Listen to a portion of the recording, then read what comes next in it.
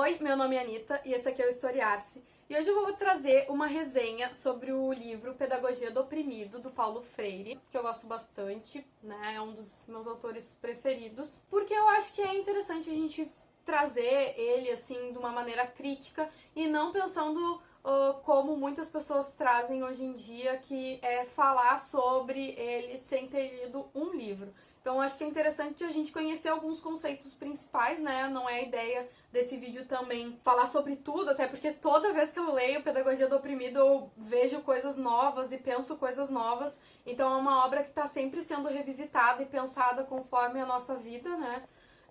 Então, acho que é um pouco essa a ideia do vídeo, espero que vocês gostem. Não me leve a mal, quem descobriu o Brasil não foi Cabral. Bom, então basicamente um resumo assim do sumário, né, do livro. Na primeira parte do livro, ele vai trazer por que existe uma pedagogia do oprimido e caracteriza essas opressões, né, por que existe isso. Na segunda parte, ele vai trazer sobre educação bancária e educação libertadora, a dicotomia, né, essas duas questões.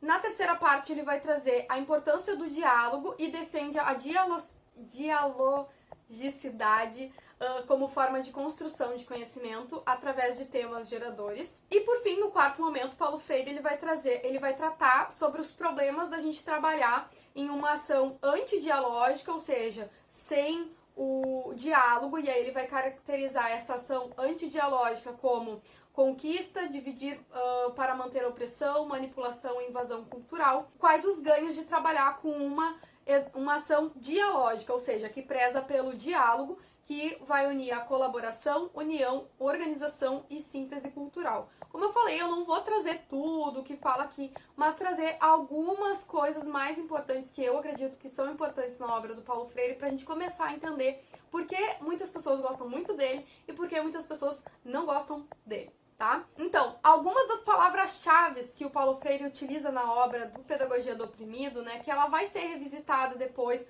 em outras obras, como Pedagogia da Autonomia e Pedagogia da Libertação, se eu não me engano. Pedagogia da Esperança, desculpa. Então, algumas das palavras-chave que o Paulo Freire vai trazer é conscientização, libertadora, autônoma, humana e dialógica. Essas são as palavras-chave que a gente precisa ter em mente quando a gente está falando sobre qual educação o Paulo Freire quer para o Brasil e para todas as camadas, né? Ele vai trazer a dicotomia entre opressores e oprimidos, pensando que os opressores são aqueles que prezam por diferentes formas de educação, né? Os opressores no sentido de classe até, e os oprimidos, aqueles que normalmente não são vistos como humanos, né? Ele vai trazer bastante isso na primeira parte, principalmente do texto dele, da desumanização das pessoas, né? Em tratar as pessoas como coisas.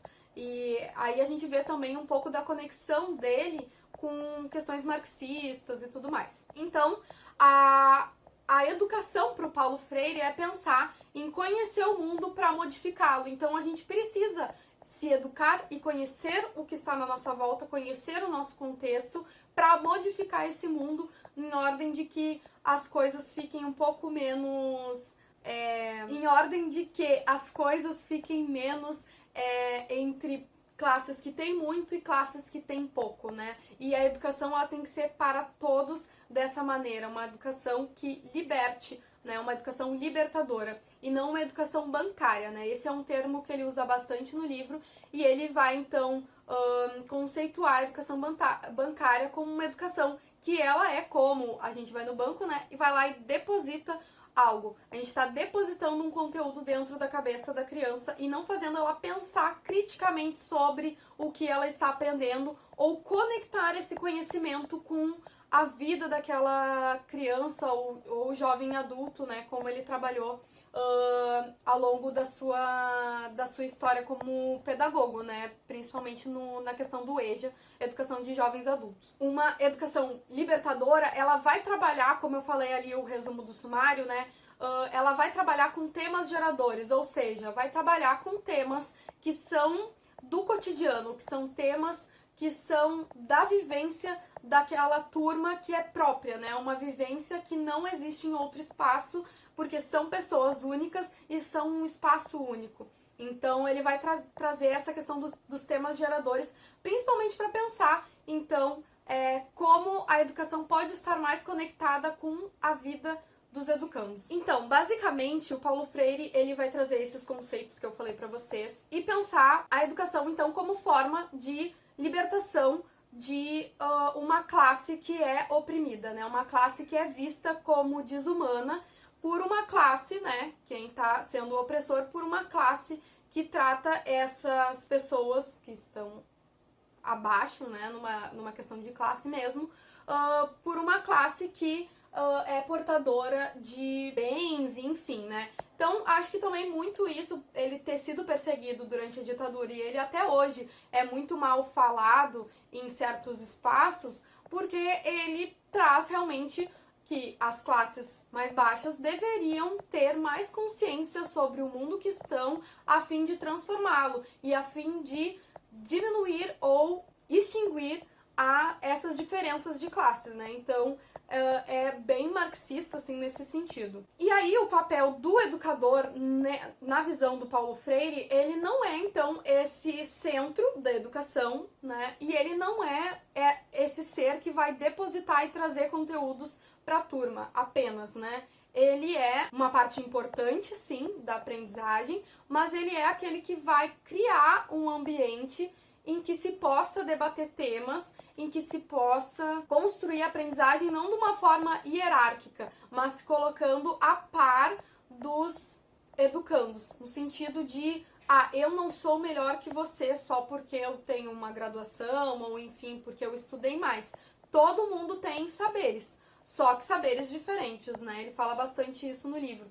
A gente não pode pensar que, só porque eu tenho essa vivência de faculdade e tal, que eu sou melhor que um educando que está ali tentando aprender aquele conteúdo. Até porque aquele educando, aquele aluno, vai trazer conhecimentos que só ele vai ter e que eu não vou ter. Então, acho que é muito isso também. A gente não se colocar, então, como um professor também, né, que estaria oprimindo esses educandos, trazer num processo de igualdade. E tudo isso se dá com o diálogo, né? O diálogo é uma base fundamental para entender o Paulo Freire, não só no Pedagogia do Oprimido, depois ele vai revisitar de uma outra forma isso, e aí eu li um texto além para pensar, né, que é o diálogo em Paulo Freire, concepções e avanços para a transformação social. Nesse texto, eles vão falar um pouco sobre o conceito de diálogo, e aí vai ocorrer essa mudança do conceito de diálogo do Paulo Freire no Pedagogia do Oprimido para o Pedagogia da Esperança. No Pedagogia do Oprimido, ele deixa de ser um meio, ou seja, o diálogo é um meio, para atingir a base da teoria. Então, no Pedagogia do Oprimido, o diálogo ele é o meio com que as pessoas fazem a transformação social. E no Pedagogia da Esperança já é diferente.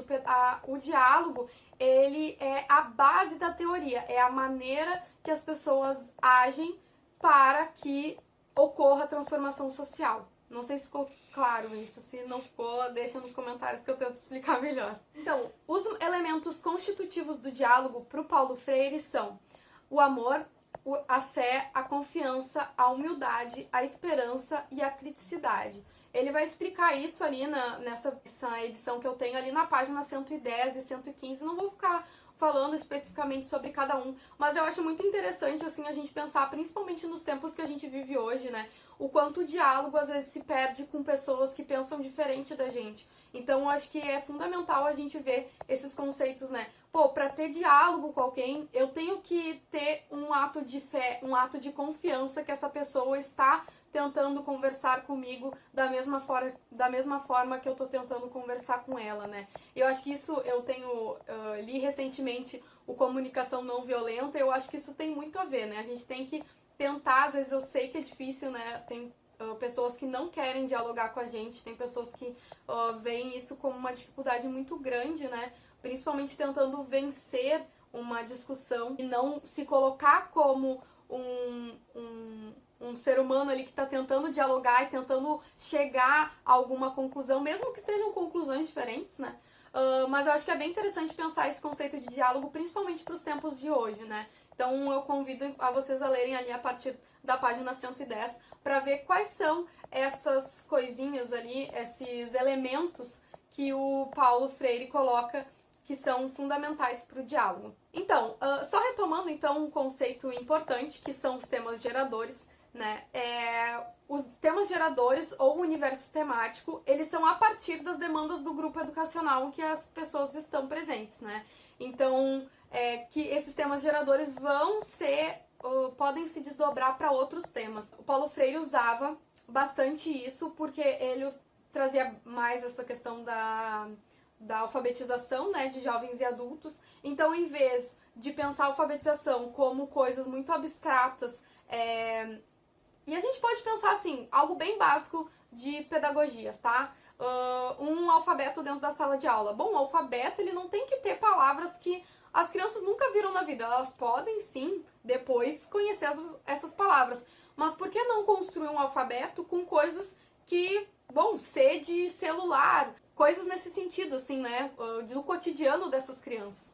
Então, acho que é bem pensar, não só, eu tenho que aplicar os temas geradores na minha sala de aula, mas não, pensar bem como usar a pedagogia, né, que o Paulo Freire coloca no livro, nas coisas mais pequenas, né? Na minha relação com os educandos, na minha relação com o conteúdo que eu tô passando, na minha relação com as atividades que eu tô passando, e pensar mesmo, e eu acho que isso, a história tem essa já facilidade, né, de pensar, porque a história é ensinar a pensar criticamente, é ensinar a respeitar o outro, né, a pensar vários modos de vida, vários modos de existência. Então, acho que isso é uma das potencialidades que a história, o ensino de história tem.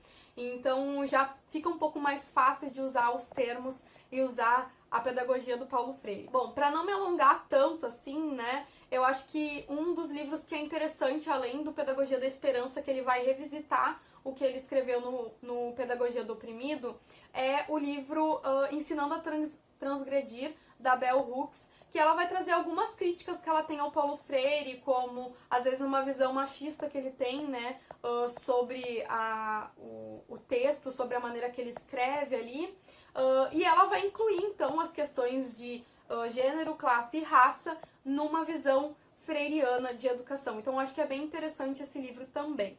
E eu acho que é bem isso, assim, o Paulo Freire, ele foi perseguido durante a ditadura por ter essa visão do diálogo e de um espaço de questionamento e expansão de ideias, e ele também hoje é perseguido pelo nosso governo, assim, e por pessoas que talvez não entenderam ainda, ou que já entenderam muito bem e não querem que isso seja colocado em prática, que é essa criticidade e é pensar um conteúdo que não seja dissociado da realidade, né? Um conteúdo que traga uma relevância para os educandos. Então é basicamente isso. Vou conseguir trazer tudo porque eu acho que é uma obra muito rica, mas só para trazer algumas questões do que eu tenho pensado e lido sobre o Paulo Freire, que é um autor que me interessa bastante e que eu tento sempre fazer aquela praxis, né, de tentar aplicar e aí ver que não deu certo alguma coisa, reler, enfim, né, a gente tentar sempre pensar essa teoria e essa prática, né. Espero que vocês tenham gostado do vídeo. E é isso, deixa o seu comentário, se não entendeu alguma coisa que eu falei eu posso explicar melhor. Se vocês gostaram, querem mais vídeos sobre Paulo Freire, enfim, deixa o like, compartilha o vídeo e é isso, até a próxima. Tchau, tchau!